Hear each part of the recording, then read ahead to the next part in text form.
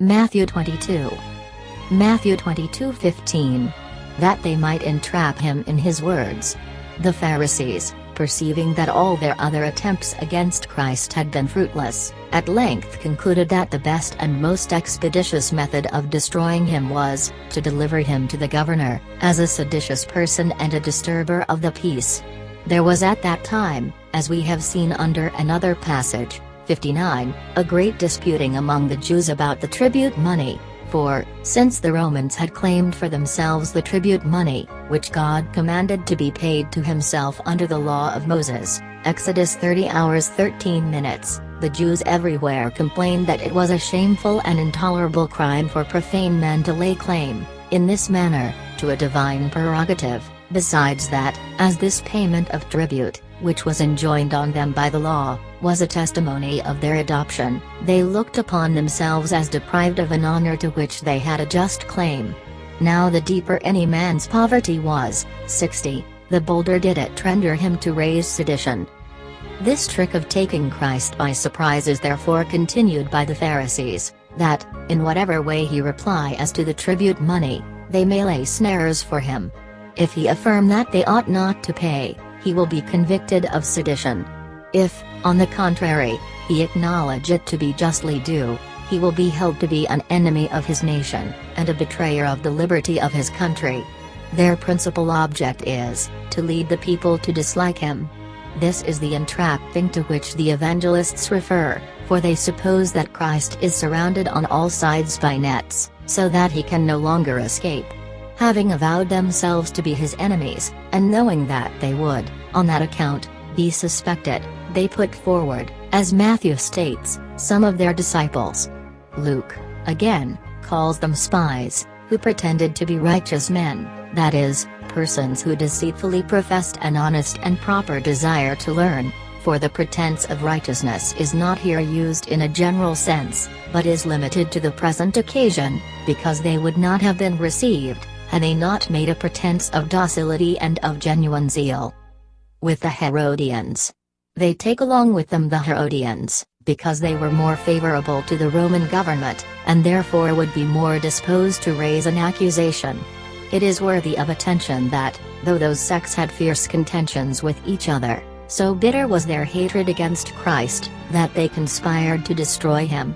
What the sect of the Herodians was, we have formerly explained, 61, for, Herod being only half a Jew, or a spurious and corrupt professor of the law, those who desired that the law should be kept with exactness and in every part, condemned him and his impure worship, but he had his flatterers, who gave plausible excuses for his false doctrine.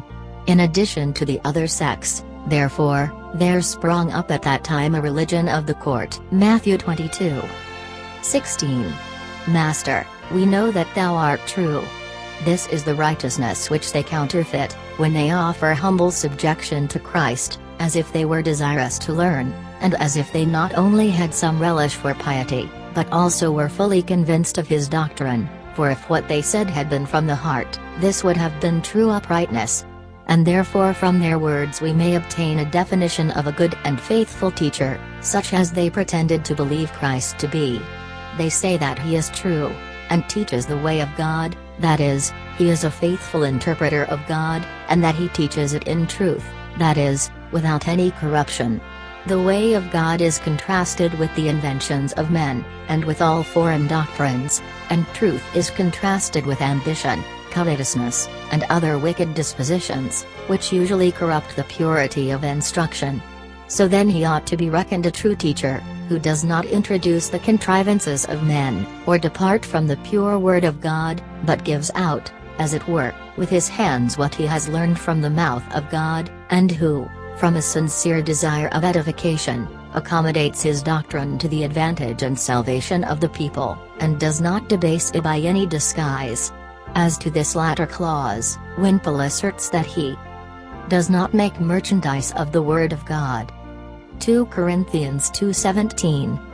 He means that there are some persons who use dexterity, and do not openly overturn sound doctrine, or incur the disgrace of holding wicked opinions, but who disguise and corrupt the purity of doctrine, because they are ambitious, or covetous, or easily turned in various directions according to their earnest desire.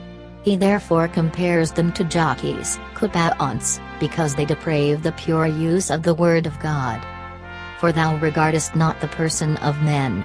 It is also worthy of attention, that those hypocrites likewise add, that Christ teaches rightly, because he has no regard for the person of men. Nothing has a more powerful tendency to withdraw teachers from a faithful and upright dispensation of the word than to pay respect to men, for it is impossible that anyone who desires to please men, Galatians 1:10, should truly devote himself to God. Some attention, no doubt, is due to men, but not so as to obtain their favor by flattery. In short, in order to walk uprightly, we must necessarily put away respect of persons, which obscures the light and perverts right judgment, as God frequently inculcates in the law, Deuteronomy 1:16, Deuteronomy 16:19, and as experience also points out. Thus Christ, John 7:24, contrasts acceptance of persons, prosopolgion, and sound judgment as things totally different. Matthew 22:18. Knowing their malice, they had opened the conversation in such a manner that they did not appear to differ at all from excellent scholars. Whence then had Christ this knowledge, but because his Spirit was a discerner of hearts? It was not by human conjecture that he perceived their cunning, but because he was God he penetrated into their hearts, and therefore they gained nothing by attempting the concealment of flattery and of pretended righteousness. Accordingly, before giving a reply, he exhibited a proof of his divinity by laying open their concealed malice. Now since wicked men every day employ snares of the same kind, while their inward malice is concealed from us, we ought to pray to Christ to bestow upon us the spirit of discernment, and that what he had by nature and by his own right he may grant to us by a free gift. How much we need this prudence, is evident from the consideration that, if we do not guard against the snares of the wicked, we shall constantly expose the doctrine of God to their calumnies. 19. Show me the tribute money. When Christ orders them to bring forward a coin, though at first sight it appears to be of no great importance, yet it is sufficient for breaking their snares. In this way they had already made an acknowledgment of subjection, so that Christ did not find it necessary to enjoin upon them anything new. The coin was stamped with Caesar's likeness, and thus the authority of the Roman government had been approved and admitted by the general practice. Hence it was evident that the Jews themselves had voluntarily come under obligation to pay tribute, for they had given up to the Romans the power of the sword. 62, and there was no propriety in making a separate dispute about the tribute money, for that question depended on the general arrangements of the government.